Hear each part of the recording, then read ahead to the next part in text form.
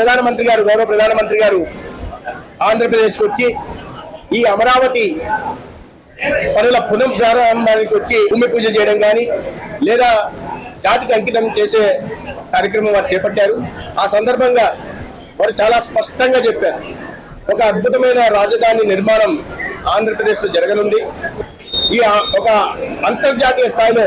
రాజధాని నిర్మాణానికి సహకారం అందిస్తానని వారు చెప్పారు. 11 సంవత్సరాల క్రితం అన్యాయంగా, అశాస్త్రీయంగా, అనైతికంగా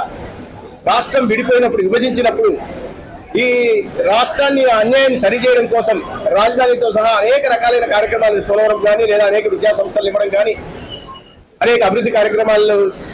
చేపట్టడం కానీ చేస్తా వచ్చింది. కానీ అమరావతికి ప్రత్యేకంగా దృష్టి పెట్టి చరిత్రలో ఏనాడు లేని విధంగా 2500 కోట్ల నిధుల్ని రాజధాని నిర్మాణానికి ఇవ్వడం, అదేవిధంగా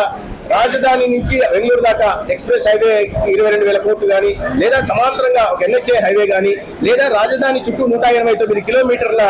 ఔటర్ రింగ్ రోడ్డుకి భూమి సేకరణ పూర్తిగా కేంద్ర ప్రభుత్వం అందించే దిశగా కూడా ప్రయత్నాలు జరిగాయి. దానికి ఎంత పెద్ద ఎత్తున సహకారం అందిస్తూ ఉండడమే కాకుండా ఇటీవల మళ్ళీ రెండోసారి ఎన్డీఏ ప్రభుత్వం ఏర్పాటైన తర్వాత రాష్ట్రంలో 1,500 కోట్లు వరల్డ్ బ్యాంక్ నుంచి కానీ ADB నుంచి కానీ రుణం ఇచ్చి ఆ రుణాన్ని కేంద్ర ప్రభుత్వమే చెల్లించే విధంగా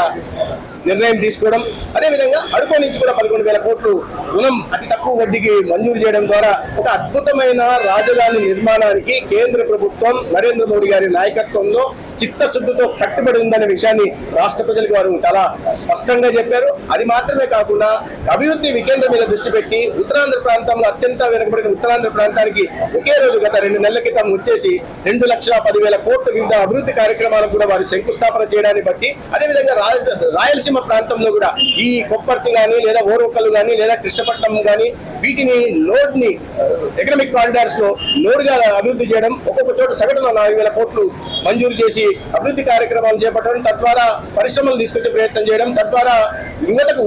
ఉపాధి అవకాశాలు కల్పించడాన్ని బట్టి రాయలసీమ ప్రాంతాన్ని ఒక సోలార్ హబ్ గానో, విండ్ హబ్ గానో, రెన్యూవబుల్ ఎనర్జీ హబ్ గా తయారు చేసే దిశగా కూడా ప్రయత్నాలు జరుగుతున్నాయి. ఒక మ్యానుఫ్యాక్చరింగ్ హబ్ గా, ఒక సెమీ కండక్టర్ హబ్ గా కూడా తీసుకొచ్చే ప్రయత్నాలు చేస్తారు. నెల్లూరు మీద కూడా ప్రత్యేకంగా దృష్టి పెట్టడం జరిగింది. కాబట్టి దీన్ని బట్టి ఈ గాడి తప్పిన ఆర్థిక వ్యవస్థని వారసత్వంగా తీసుకున్న ఎన్డీఏ ప్రభుత్వం గౌరవ ముఖ్యమంత్రి చంద్రబాబు నాయుడు గారి నాయకత్వంలో